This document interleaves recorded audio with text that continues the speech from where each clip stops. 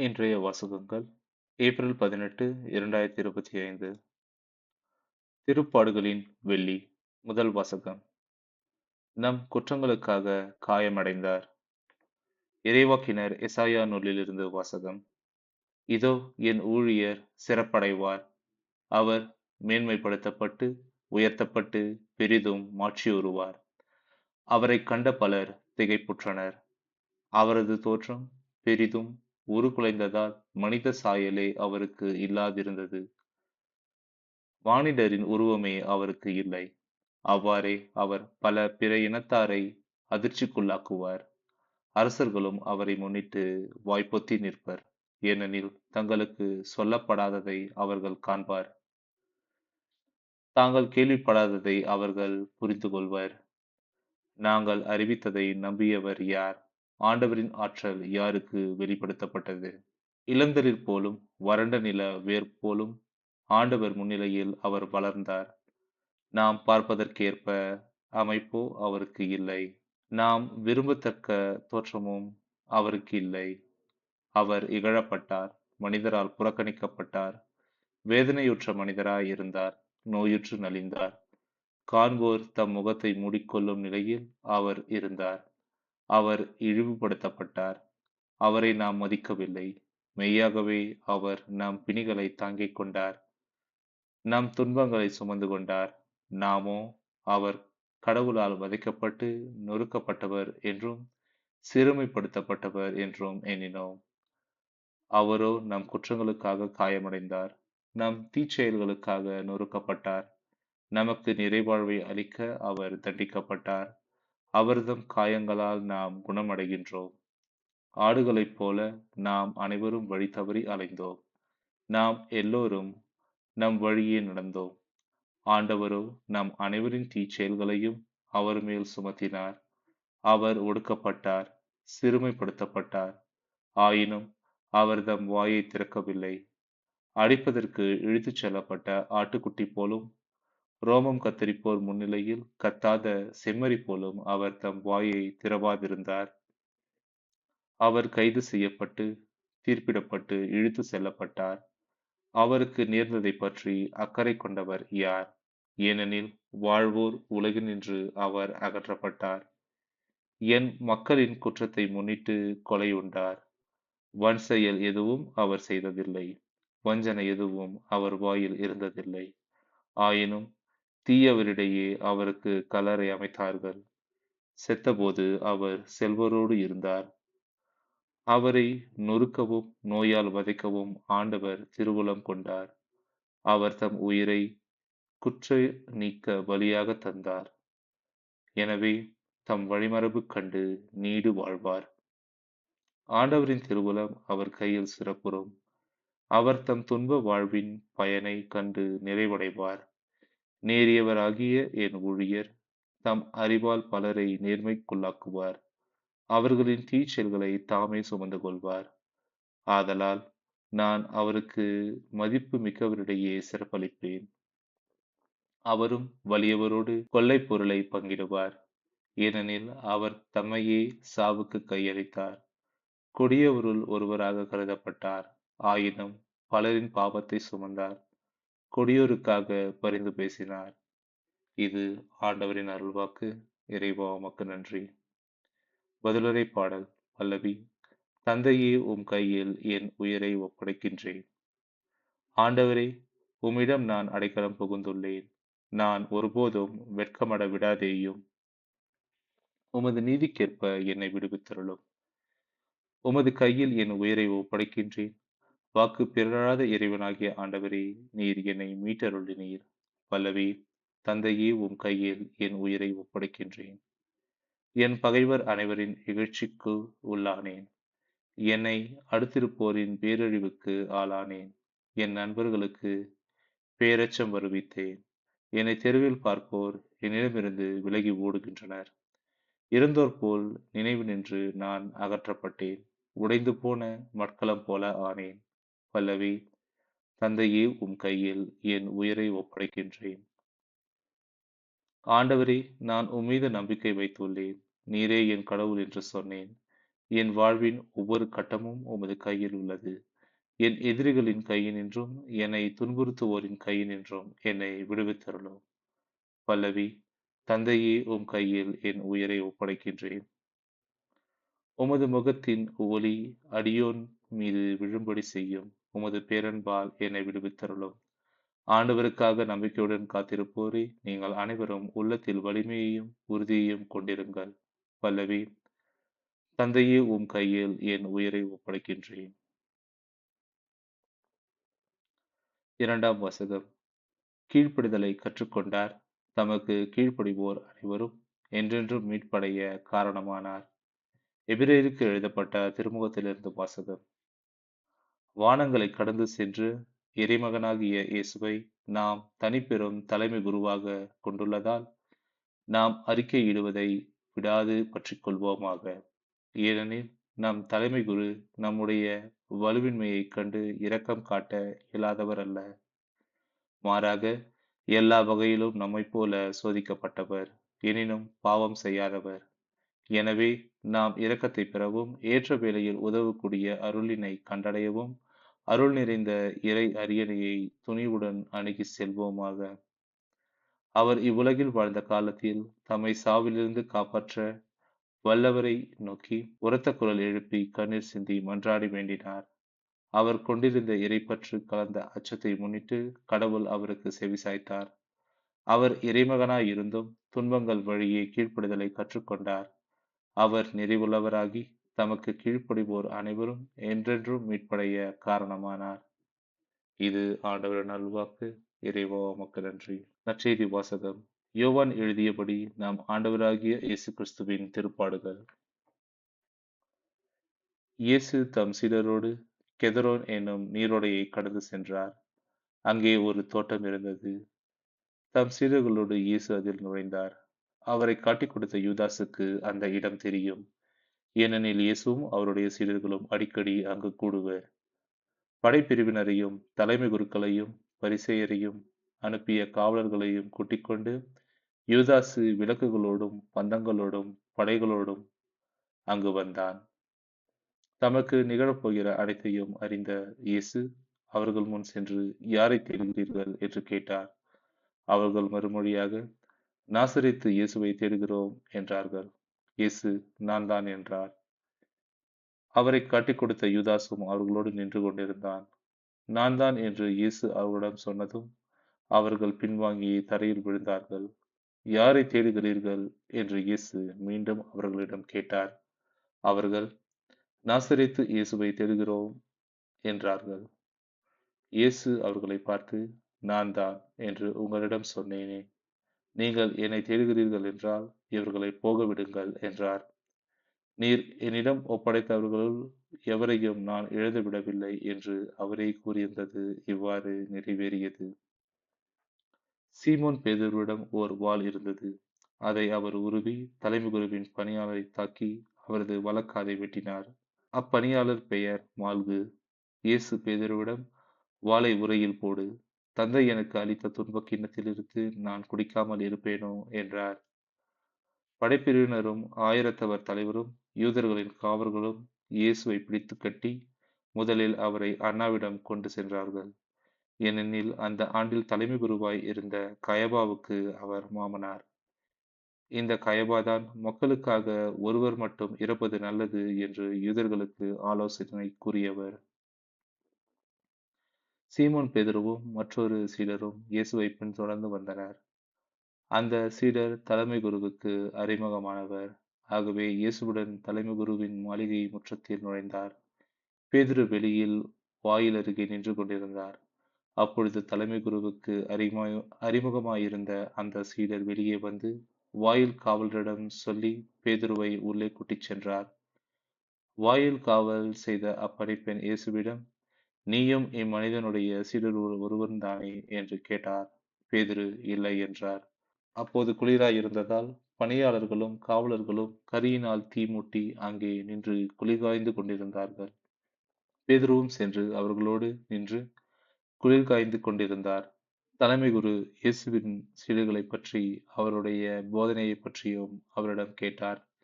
இயேசு அவரை பார்த்து, நான் உலகறிய வெளிப்படையாக பேசினேன். யூதர் அனைவரும் கூடி வரும் தொழுகை கூடங்களிலும் கோவில்களிலும் தான் எப்போதும் கற்பித்து வந்தேன். நான் மறைவாக எதையும் பேசியதில்லை. ஏன் என்னிடம் கேட்கிறீர்? நான் பேசியதை கேட்டுக்கொண்டிருந்தவர்களிடம் கேட்டுப் பாரும். நான் என்ன சொன்னேன் என அவர்களுக்கு தெரியுமே என்றார். அவர் இப்படி சொன்னதனால் அங்கு நின்று கொண்டிருந்த காவலருள் ஒருவர், தலைமை குருவுக்கு இப்படியா பதில் கூறுகிறாய் என்று சொல்லி இயேசுவின் கன்னத்தில் அறைந்தார். இயேசு அவரிடம், நான் தவறாக பேசியிருந்தால் தவறு என்னவென்று காட்டும். சரியாக பேசியிருந்தால் ஏன் என்னை அடிக்கிறீர் என்று கேட்டார். அதன் பின் அண்ணா அவரை கட்டப்பட்ட நிலையில் தலைமை குரு கயபாவிடம் அனுப்பினார். சீமோன் பேதுரு அங்கு நின்று குளிர் காய்ந்து கொண்டிருந்தார். அப்போது அங்கிருந்தவர்கள் அவரிடம், நீயும் அவருடைய சீடர்களுள் ஒருவன் தானே என்று கேட்டனர். அவர் இல்லை என்று மறுதலித்தார். தலைமை குருவின் பணியாளர் ஒருவர், நான் உன்னை தோட்டத்தில் அவரோடு பார்க்கவில்லையா என்று கேட்டார். பேதுருவால் காது வெட்டப்பட்டவருக்கு இவர் உறவினர். பேதுரு மீண்டும் மறுதலித்தார். உடனே சேவல் கூவிற்று. அதன்பின் அவர்கள் கயபாவிடமிருந்து ஆளுநர் மாளிகைக்கு இயேசுவை கொண்டு சென்றார்கள். அப்போது விடியற்காலம். பாஸ்கா உணவை உண்ணும் முன் தீட்டுப்படாமல் இருக்க ஆளுநர் மாளிகையில் அவர்கள் நுழையவில்லை. எனவே பிலாத்து வெளியே அவர்களிடம் வந்து, நீங்கள் இந்த ஆளுக்கு எதிராக கூறும் குற்றச்சாட்டு என்ன என்று கேட்டார். அதற்கு அவர்கள், இவன் குற்றம் செய்யாதிருந்தால் இவனை நாங்கள் உம்மிடம் ஒப்புவித்திருக்க மாட்டோம் என்றார்கள். பிலாத்து அவர்களிடம், நீங்கள் இவனை கொண்டு போய் உங்கள் சட்டப்படி இவனுக்கு தீர்ப்பு வழங்குங்கள் என்றார். யூதர்கள் அவரிடம், சட்டப்படி நாங்கள் யாருக்கும் மரண தண்டனை விதிக்க முடியாது என்றார்கள். இவ்வாறு தாம் எப்படிப்பட்ட சாவுக்கு உட்படப் போகிறார் என்பதை குறிப்பிட்டு இயேசு கூறியிருந்ததை நிறைவேற செய்தார்கள். பிலாத்து மீண்டும் ஆளுநர் மாளிகைக்குள் சென்று இயேசுவை கூப்பிட்டு அவரிடம், நீ யூதனின் அரசனா என்று கேட்டான்.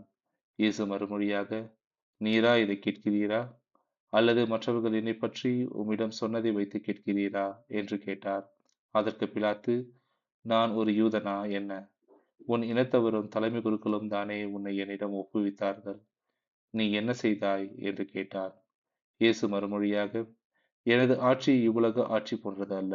அது இவ்வுலக ஆட்சி போன்றதாய் இருந்திருந்தால் நான் யூதர்களிடம் கட்டிக் கொடுக்கப்படாதவாறு என் காவலர்கள் போராடி இருப்பார்கள். ஆனால் என் ஆட்சி இவ்வுலக ஆட்சி போன்றது அல்ல என்றார். பிலாத்து அவரிடம், அப்படியானால் நீர் அரசன்தானோ என்று கேட்டான்.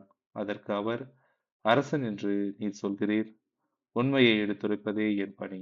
இதற்காகவே நான் பிறந்தேன். இதற்காகவே உலகுக்கு வந்தேன். உண்மையை சார்ந்தவர் அனைவரும் என் குரலுக்கு செவிசாய்க்கின்றனர் என்றார்.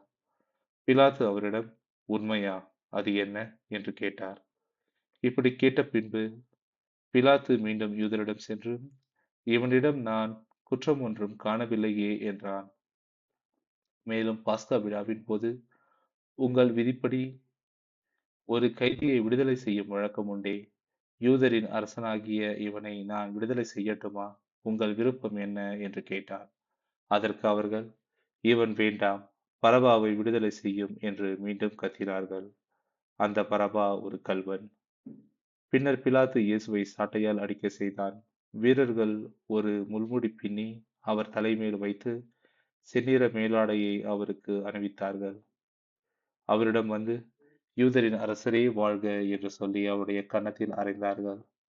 பிலாத்து மீண்டும் வெளியே வந்து அவர்களிடம், அவனை நான் உங்கள் முன் வெளியே கூட்டி வருகிறேன். பாருங்கள், அவனிடம் நான் குற்றம் ஒன்றும் காணவில்லை என்பதை அறிந்து கொள்ளுங்கள் என்றார்.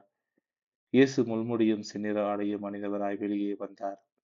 பிலாத்து அவர்களிடம், இதோ மனிதன் என்றான். அவரை கண்டதும் தலைமை குருக்களும் காவலர்களும், சிலுவையில் அறையும், சிலுவையில் அறையும் என்று கத்தினார்கள். பிலாத்து அவர்களிடம், நீங்களே இவனை கொண்டு போய் சிலுவையில் அறையுங்கள். இவனிடம் குற்றம் இருப்பதாக எனக்கு தோன்றவில்லை என்றார். யூதர்கள் அவரை பார்த்து, எங்களுக்கு ஒரு சட்டம் உண்டு. அச்சட்டத்தின்படி இவன் சாக வேண்டும். ஏனெனில் இவன் தன்னையே இறைமகன் என உரிமை கொண்டாடுகிறான் என்றனர். பிலாத்து இதை கேட்டதும் இன்னும் மிகுதியாய் அஞ்சினான். அவன் மீண்டும் ஆளுநர் மாளிகைக்கு சென்று இயேசுவிடம், நீ எங்கிருந்து வந்தவன் என்று கேட்டான். ஆனால் இயேசு அவனுக்கு பதில் கூறவில்லை. அப்போது பிலாத்து, என்னோடு பேச மாட்டாயா? உன்னை விடுதலை செய்யவும் எனக்கு அதிகாரம் உண்டு. உன்னை சிலுவையில் அறையவும் எனக்கு அதிகாரம் உண்டு என்பது உனக்கு தெரியாதா என்றான். இயேசு மறுமொழியாக, மேலிருந்து அருளப்படாவிடில் உமக்கு என் மேல் எந்த அதிகாரமும் இராது. ஆகவே என்னை உம்மிடம் ஒப்புவித்தவன் தான் பெரும் பாவம் செய்தான் என்றார். அது முதல் பிலாத்து அவரை விடுவிக்க வழி தேடினான். ஆனால் யூதர்கள், நீர் இவனை விடுவித்தால் சீசருடைய நண்பராய் இருக்க முடியாது. தம்மையே அரசராக்கிக் கொள்ளும் எவரும் சீசருக்கு எதிரி என்றார்கள். இவ்வார்த்தைகளை கேட்டதும் பிலாத்து இயேசுவை வெளியே கூட்டி வந்தான். கல்தலம் எனும் இடத்தில் இருந்த நடுவர் இருக்கை மீது அமர்ந்தான். அந்த இடத்திற்கு எபிரேய மொழியில் கபதா என்பது பொருள். அன்று பாஸ்கா விழாவுக்கு ஏற்பாடு செய்யும் நாள், ஏறக்குறைய நண்பகல் வேளை. பிலாத்து யூதர்களிடம், இதோ உங்கள் அரசன் என்றான். அவர்கள், ஒழிக ஒழிக, இவனை சிலுவையில் அறையும் என்று கத்தினார்கள். பிலாத்து அவர்களிடம், உங்கள் அரசனை நான் சிலுவையில் அறைய வேண்டும் என்கிறீர்களா என்று கேட்டான். அதற்கு தலைமை குருக்கள், எங்களுக்கு சீசரை தவிர வேறு அரசர் இல்லை என்றார்கள். அப்போது பிலாத்து அவரை சிலுவையில் அறையுமாறு அவர்களிடம் ஒப்புவித்தான். அவர்கள் இயேசுவை தம் பொறுப்பில் ஏற்றுக்கொண்டார்கள். இயேசு சிலுவையை தாமே சுமந்து கொண்டு மண்டை ஓடு இடம் எனும் இடத்திற்கு சென்றார். அதற்கு எபிரேய மொழியில் கொல்கதா என்று பெயர். அங்கே அவர்கள் இயேசுவையும் அவரோடு வேறு இருவரையும் சிலுவையில் அறைந்தார்கள். அவ்விருவரையும் இரு பக்கங்களிலும் இயேசுவை நடுவிலுமாக அறைந்தார்கள். பிலாத்து குற்ற அறிக்கை ஒன்று எழுதி அதை சிலுவையின் மீது வைத்தான். அதில் நாசரேத்து இயேசு யூதர்களின் அரசன் என்று எழுதியிருந்தது. இயேசு சிலுவையில் அறையப்பட்ட இடம் நகரத்திற்கு அருகில் இருந்ததால் யூதர்கள் பலர் இந்த குற்ற அறிக்கையை வாசித்தனர். அது எபிரேயம், லத்தீன், கிரேக்கம் ஆகிய மொழிகளில் எழுதப்பட்டிருந்தது. யூதரின் தலைமை குருக்கள் பிலாத்திடம், யூதரின் அரசன் என்று எழுத வேண்டாம், மாறாக யூதரின் அரசன் நான் என அவனே சொல்லிக் கொண்டதாக எழுதும் என்று கேட்டுக்கொண்டார்கள். பிலாத்து அவர்களை பார்த்து, நான் எழுதியது எழுதியதே என்றான். இயேசுவை சிலுவையில் அறைந்த பின் படைவீரர் அவருடைய மேலாடைகளை 4 பாகமாக பிரித்து ஆளுக்கு ஒரு பாகம் எடுத்துக் கொண்டார்கள். அங்கியையும் அவர்களே எடுத்துக்கொண்டனர். அந்த அங்கி மேலிருந்து கீழ் வரை தையலே இல்லாமல் நெய்யப்பட்டிருந்தது. எனவே அவர்கள் ஒருவரை ஒருவர் நோக்கி, அதை கிழிக்க வேண்டாம், அது யாருக்கு கிடைக்கும் என்று பார்க்க சீட்டு குலுக்கி போடுவோம் என்றார்கள். என் ஆடைகளை தங்களுக்குள் பகிர்ந்து என் உடை மீது சீட்டு போட்டார்கள் என்று மறைநூல் வாக்கு இவ்வாறு நிறைவேறியது. சிலுவை அருகில் இயேசுவின் தாயும் தாயின் சகோதரியும் குளோப்பாவின் மனைவியுமான மரியாவும் மகதலா மரியாவும் நின்று கொண்டிருந்தனர். தம் தாயையும் அருகில் நின்ற தம் அன்பு சீடரையும் கண்டு தம் தாயிடம், அம்மா, இவரே உம் மகன் என்றார். பின்னர் தம் சீடரிடம், இவரே உம் தாய் என்றார். அந்நேரம் முதல் அச்சீடர் அவரை தம் வீட்டில் ஏற்று ஆதரவு அளித்து வந்தார். இதன்பின் அனைத்தும் நிறைவேறிவிட்டது என்பதை அறிந்த இயேசு, தாகமாய் இருக்கிறது என்றார். மறைநூலில் எழுதியுள்ளது நிறைவேறவே இவ்வாறு சொன்னார். அங்கே ஒரு பாத்திரம் நிறைய புளித்த திராட்சை ரசம் இருந்தது. அதில் கடற்பஞ்சை நன்கு தோய்த்து ஈசோப்பு தண்டில் பொருத்தி அதை அவர்கள் அவரது வாயில் வைத்தார்கள். அந்த ரசத்தை குடித்ததும் இயேசு, எல்லாம் நிறைவேறிற்று என்று கூறி தலையை சாய்த்து ஆவியை ஒப்படைத்தார். அன்று பாஸ்கா விழாவுக்கு ஏற்பாடு செய்யும் நாள். அடுத்த நாள் ஓய்வு நாளாகவும் பெருநாளாகவும் இருந்தது. எனவே அன்று சிலுவையில் உடல்கள் தொங்கலாகா என்பதற்காக கால்களை முறித்து சடலங்களை எடுத்துவிடுமாறு யூதர்கள் பிலாத்துவிடம் கேட்டுக்கொண்டார்கள். ஆகவே படைவீரர் வந்து இயேசுவோடு சிலுவையில் அறையப்பட்டிருந்தவர்களுள் ஒருவனுடைய கால்களை முதலில் முறித்தார்கள். பின்னர் மற்றவனுடைய கால்களையும் முறித்தார்கள். பின்பு அவர்கள் இயேசுவிடம் வந்தார்கள். அவர் ஏற்கனவே இறந்து போயிருந்ததைக் கண்டு அவருடைய கால்களை முறிக்கவில்லை. ஆனால் படைவீரருள் ஒருவன் இயேசுவின் விலாவை ஈட்டியினால் குத்தினான். உடனே இரத்தமும் தண்ணீரும் வடிந்தன. இதை நேரில் கண்டவரே இதற்கு சாட்சி. அவரது சான்று உண்மையானதே. அவர் உண்மையை கூறுகிறார் என்பது அவருக்கு தெரியும். நீங்களும் நம்ப வேண்டும் என்பதற்காக அவர் இதை கூறுகிறார். எந்த எலும்பும் முறிப்படாது என்னும் மறைநூல் வாக்கு இவ்வாறு நிறைவேறியது. மேலும் தாங்கள் ஊடுருவ குத்தியவரை உற்று நோக்குவார்கள் என்றும் மறைநூல் கூறுகிறது. அரிமத்தியா ஊரை சேர்ந்த யோசேப்பு என்பவர் இயேசுவின் சீடர்களுள் ஒருவர். யூதருக்கு அஞ்சியதால் தம்மை சீடர் என்று வெளிப்படையாக காட்டிக்கொள்ளாதவர். அவர் இயேசுவின் உடலை எடுத்துக்கொண்டு போக பிலாத்திடம் அனுமதி கேட்டார். பிலாத்தும் அனுமதி கொடுத்தான். யோசேப்பு வந்து இயேசுவின் சடலத்தை எடுத்துக்கொண்டு போனார். முன்பு ஒருமுறை இரவில் இயேசுவிடம் வந்து நிக்கதேம் என்பவரும் அங்கு வந்து சேர்ந்தார். அவர் வெள்ளைப்பழமும் சந்தனத்தூளும் கலந்து ஏறக்குறைய 30 கிலோகிராம் கொண்டு வந்தார். அவர்கள் இயேசுவின் உடலை எடுத்து யூத அடக்க முறைப்படி நறுமணப் பொருட்களுடன் துணிகளால் சுற்றி கட்டினார்கள். அவர் சிலுவையில் அறையப்பட்டிருந்த இடத்தில் ஒரு தோட்டம் இருந்தது. அங்கே புதிய கல்லறை ஒன்று இருந்தது. அதில் அதுவரை யாரும் அடக்கம் செய்யப்படவில்லை. அன்று பாஸ்கா விழாவுக்கு ஆயத்த நாளாய் இருந்ததாலும் அக்கல்லறை அருகில் இருந்ததாலும் அவர்கள் இயேசுவை அதில் அடக்கம் செய்தார்கள். இது ஆண்டவரின் அருள்வாக்கு. இறைவா உமக்கு நன்றி.